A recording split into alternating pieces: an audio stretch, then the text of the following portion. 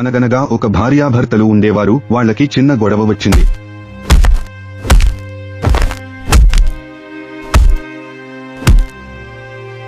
వాళ్ళిద్దరూ విగ్రాకులు తీసుకుని ఎవరికి వాళ్ళు వెళ్లిపోయారు. వెళ్తూ ఉండగా ఒక సంఘటన జరిగింది. ఒక కారు వచ్చి గుద్దుకుని పెద్ద యాక్సిడెంట్ జరిగింది.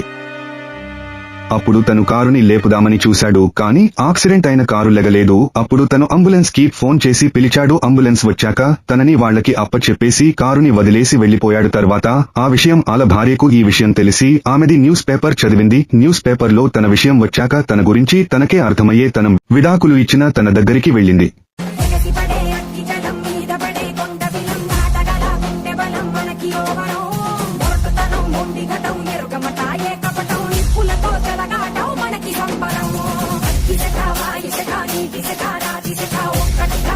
ఆమెడి తన భర్త సారీ, నేను నిన్ను తప్పుగా అనుకున్నాను, నువ్వు వేరే రకం అనుకున్నాను, సారీ ఓకేనా అనిద్ది.